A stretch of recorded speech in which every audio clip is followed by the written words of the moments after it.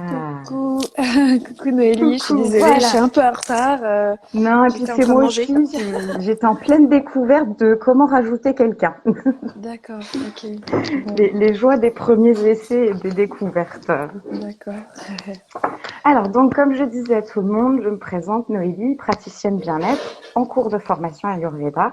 Et donc, mon but va être tous les 15 jours de vous présenter un nouveau praticien Ayurveda à travers la France, sans limitation géographique. Donc, bonjour à toi Chantal. Bonjour.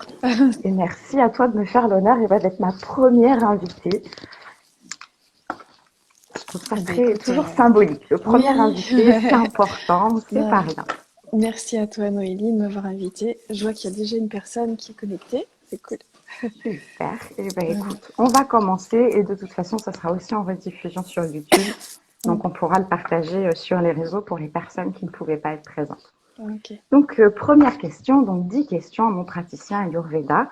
La première, et ben pour toi, ta vision personnelle, l'Ayurveda, c'est quoi? C'est l'expérience de la vie.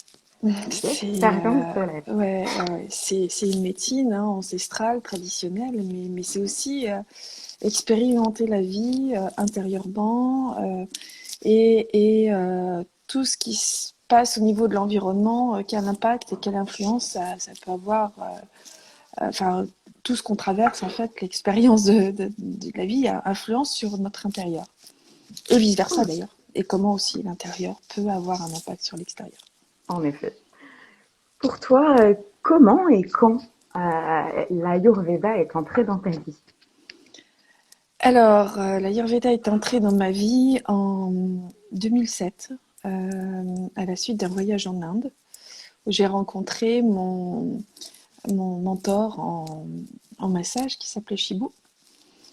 Et à l'époque, j'étais encore infirmière et je me posais beaucoup de questions sur est-ce que je vais continuer mon boulot comme ça, sur l'impact aussi Je ne comprenais pas pourquoi on donnait autant de médocs aux gens et on n'arrivait pas à les enlever, notamment. Enfin, la chimie, je voyais bien que l'allopathie, enfin la médecine actuelle, a beaucoup de limites et que je comprenais pas pourquoi on se basait pas sur les grands principes d'Hippocrate, puisque normalement la base de notre médecine c'est ça, à savoir que ton aliment soit ton médicament et comment justement on peut donner des aliments qui n'ont plus rien de vivant à des personnes à l'hôpital, alors qu'en fait, ils sont censés normalement avoir une base médicale quelque part, tu vois. Enfin, en tout cas, ça devrait apporter quelque chose qui pourrait maintenir la personne en bonne santé au final, tu vois. Voilà, j'ai vu aussi qu'il y avait beaucoup de choses. Alors effectivement, au niveau diététique, il y a tout ce qui est apport nutritionnel, machin, bon. Mais au-delà de ça, il n'y avait pas cette connotation, je dirais, de vision un peu holistique. Tu vois, de l'aliment lui-même et dans son environnement aussi. Bon, voilà. Donc ça m'a beaucoup dérangée et donc je me suis dit mais je vais pas continuer comme ça à donner des médocs même si je sais que c'est pour une, euh, une raison particulière. Je sais aussi que notre monde médical est assez schizophrène, c'est-à-dire qu'en fait, il est divisé en plein de parties. Quand on a mal quelque part, ben, on va aller voir le médecin qui rejoint cette partie-là et que finalement, il va nous donner un traitement pour cette douleur-là, si il voit effectivement à l'examen qu'il y a un problème. Mais s'il voit qu'il n'y a pas de problème, il va dire oh, bah, c'est dans votre tête. Donc bon, c'est assez limité en fait au final. Et ils savent pas la plupart du temps les causes d'une maladie. Ils comprennent pas pourquoi les maladies arrivent, comment elles surviennent, etc. Alors que l'Ayurveda, oui, beaucoup plus. Donc voilà, moi c'est lors de ce premier voyage en Inde dans lequel j'ai eu l'impression de rentrer à la maison, hein, quand je suis arrivée vraiment en Inde depuis un bon moment, et donc ça m'a fait pleurer. J'ai eu beaucoup d'émotions quand je suis arrivée en Inde. Et quand j'ai rencontré Shibu aussi, il y a eu, je sais pas, comme une communication un peu télépathique qui s'est faite. Et puis il m'a transmis tout son savoir par le biais de ses massages. J'en ai beaucoup discuté avec lui longuement pendant une semaine, puisque c'est pendant cette semaine où j'ai reçu 7 massages, hein, un massage par jour. C'était la première fois que je me faisais masser autant. Que je me faisais d'ailleurs masser tout court, hein. J'avais jamais reçu de massage avant. Découverte. Ah oui, ça a été vraiment fulgurant et ça m'a reconnecté à moi, à mon être, vraiment, à mon âme aussi. Ça a été fantastique, hein. Ça a drainé beaucoup d'émotions. J'ai pleuré pendant 4 jours. Ça a été tellement, ouais. Et puis après, ça s'est calmé et j'ai eu l'impression de renaître à moi-même. Et ça a été vraiment un truc impressionnant, quoi. Après, j'ai fait aussi un Shirodhara, tu sais, c'est l'huile qui coule sur le front. Avec un massage de la tête. Et là, quand je suis ressortie de ce soin-là aussi, j'ai eu l'impression qu'on m'avait opéré de la cataracte. Je voyais tout clair. C'était impressionnant. Donc, sans les effets secondaires, évidemment. Et puis, on a fait beaucoup de yoga, de séances de pranayama, de méditation.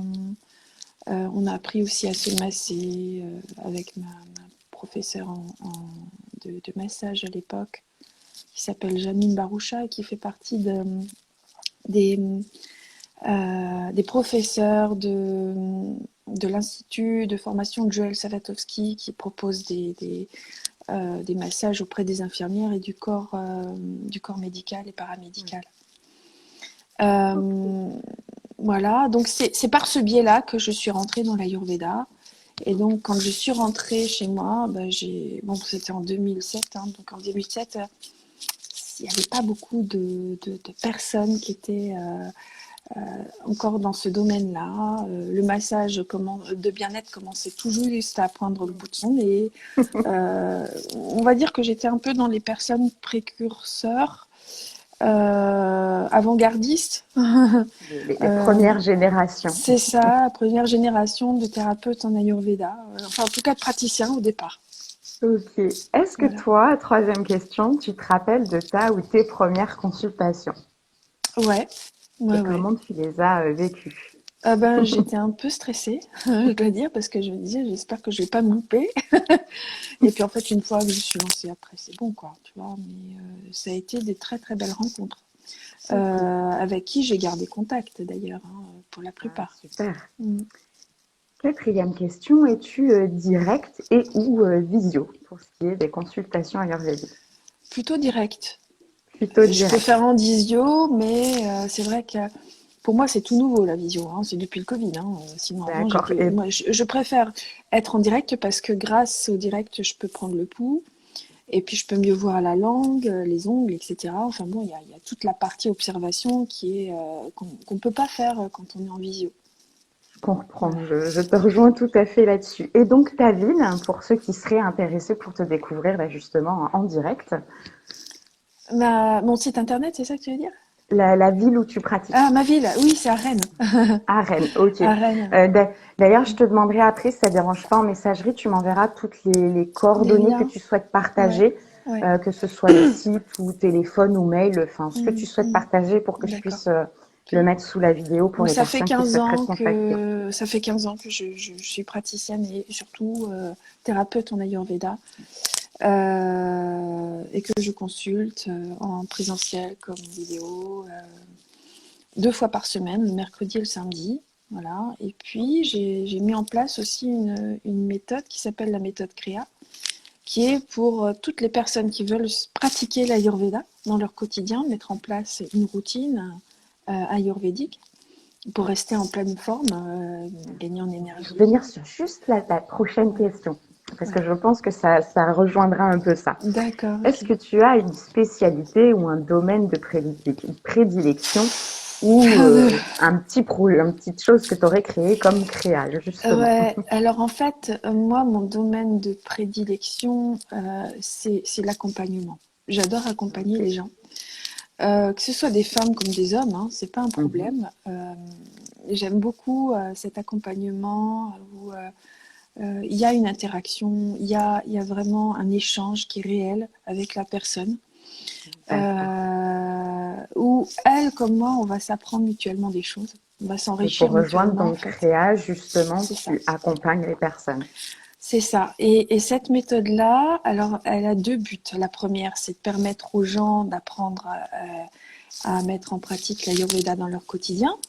Donc, apprendre à connaître comment se forment leurs déséquilibres, à mettre en place une routine de purification et de nettoyage par la dinacharya, à donc adapter leur alimentation en fonction de leur profil. Et puis ensuite, adapter aussi le yoga, le pranayama, la méditation, faire un rituel aussi pour bien dormir derrière le soir. Voilà, il y a plein de choses dans cette méthode-là. Et Oh. ça m'a pris 2 ans pour le faire. Parce qu'en fait, j'en avais un peu ras-le-bol de radoter dans mes consultations et d'avoir toujours les mêmes personnes qui me disent ah, mais comment faut faire si, ça. Et là, je me suis dit bon, allez, c'est bon, je vais leur filer ça, puis comme ça, bah voilà. Et en même temps, euh, c'est pour générer aussi une communauté d'entraide. C'est-à-dire qu'il y a une communauté sur Créa qui va permettre aussi aux personnes de s'entraider mutuellement. Je fais un live régulièrement sur la méthode pour retrouver tout le monde. Je rassemble les questions en fait à la fin de chaque mois et puis on se fait un live et puis on se retrouve en communauté et puis on discute un petit peu de comment on a avancé. S'il y a des questions à poser, ben, je reprends toutes les questions qu'on m'a posées et puis voilà, on les voit les unes après les autres.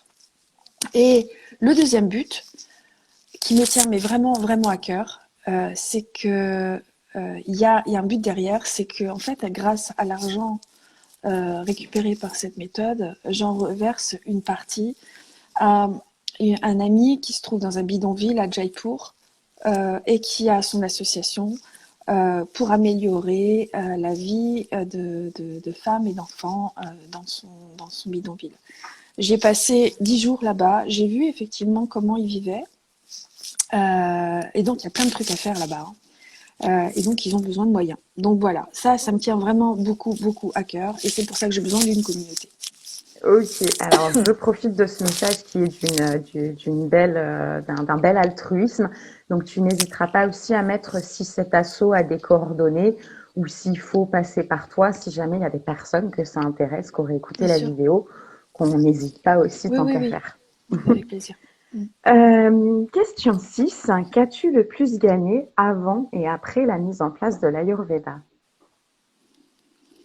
Ah, ah. J'ai gagné en, je dirais pas sagesse, mais pas loin. En tout cas, en compréhension de moi-même. Compréhension En de soi-même. compréhension aussi euh, de enfin, comment l'être humain fonctionne. Et pas que Ok. l'être humain, les êtres vivants de manière générale. Oui, Ça m'a ouvert à plein de portes, et notamment celle du vivant, de la permaculture, des constructions en harmonie avec la nature, etc., etc. Ça m'a ouvert énormément de portes. Et il y a le domaine aussi très subtil de passeur d'âme, que ça m'a ouvert aussi, parce que j'ai cette capacité-là. Et de coupeuse de feu aussi. Enfin bon, il y a eu pas mal de choses qui sont ouvertes et déclencher beaucoup de déclenchées choses. ouais, à la suite de, de cette rencontre avec l'Ayurveda. Super. Question 7. Toi, dans l'Ayurveda ou parmi les routines que tu as apprises, quel est ton rituel favori? Mm. C'est l'eau chaude le matin, le gratte-langue. Moi, j'aime beaucoup me gratter la langue et me laver les dents le matin parce que je pue de la gueule. Et donc, du coup, j'aime beaucoup faire ça. Et puis, mon bain d'huile aussi. Et puis, mon eau chaude. Ah ouais, j'aime beaucoup boire de l'eau chaude le matin. Au début, ça me faisait bizarre, mais après, en fait, on s'y fait très vite. Et puis, maintenant, je peux pas. je peux pas passer une matinée sans boire mon eau chaude le matin après m'être nettoyé la langue et enfin la bouche, quoi. Voilà. Je comprends. Et puis mon massage aussi. Moi, j'adore me masser. Ah, Donc, je me masse tous les matins avec de l'huile de sésame. Et c'est vrai que si je me masse pas, je sens bien que, bon, je suis en âge vata, donc si je me masse pas, ma peau va vite craquer. Et donc, ça va me gratter partout, en fait. Donc, il tandis faut qu'il y que a je me masse différent. avec de l'huile. Ah ouais, c'est indispensable. Et puis moi, ça me fait du bien. Puis je m'offre de l'amour en même temps. Enfin bon, moi, voilà, quoi. Super. Et après, je suis bien. Il y a mon yoga aussi que j'aime beaucoup. J'aime beaucoup faire la salutation au soleil le matin. J'en ai besoin parce que, comme je t'ai dit tout à l'heure, je suis en âge vata. Donc forcément, j'ai un peu plus mal au dos qu'avant. Et donc, du coup, puis j'ai un peu plus de problèmes digestifs aussi, même si je fais toute la petite routine de purification et de nettoyage. Et d'autant plus si la saison est sèche et froide. Donc là, en ce moment, c'est le cas. Donc du coup, effectivement, je fais un peu plus attention et je prends un peu plus, d'autant plus soin de moi. Dedans. Ouais, c'est important. Question 8 que j'ai tenu à poser pour rappeler aux chers consultants que nous pouvons rencontrer que personne n'est parfait. Parce que moi-même, dans mes pratiques de bien-être, j'ai remarqué que parfois, des personnes ont tendance à nous idéaliser comme si on faisait tout avec une rigueur absolue, mais non. Donc, tes écarts, qu'est-ce que tu as qui n'est pas encore très ayurvédique dans tes habitudes? Ah, oh, il y en a pas mal encore, hein. De toute façon, personne n'est parfait et on apprend tous les jours. Donc,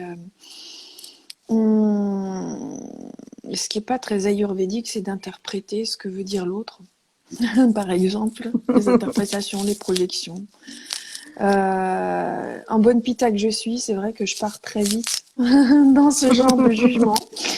À l'emporte-pièce, bon voilà, on se refait pas, mais en même temps, bon voilà, j'apprends à partir un peu moins dans cette réactivité-là. Et c'est vrai que grâce au pranayama, ça m'aide énormément justement de pas partir là-dedans et puis d'éviter les interprétations hâtives. euh, Maintenant, qu'est-ce que je fais qui n'est pas ayurvédique? Ben, je mange par moment, je peux avoir des petites faims de sucré, de chocolat. Mais bon, voilà, je m'arrête vite parce que je sais en fait à quoi c'est dû quand je sens ça. Donc, c'est que j'ai besoin de sucré. Donc, du coup, je vais augmenter un petit peu plus ma consommation en céréales, ce qui fait que j'ai plus cette fringale-là. Et puis, en aliments un peu amers, en amertume. Voilà, ce qui fait que bon, ben, le sucré me passe. Euh, Super, c'est déjà bien. On n'a pas voilà, après, un je ou vois deux pas. exemples. Ouais, voilà. Quelles sont tes envies ou projets pro à venir, si tu en as? Ben, moi, j'aimerais bien faire une petite plateforme euh, de formation, mais aussi de partage de connaissances avec d'autres praticiens et thérapeutes ayurvédiques. Ça, c'est un truc qui me plairait bien. Créer une communauté d'entraide, hein, toujours pareil, hein, mais un peu plus concrète. Voilà.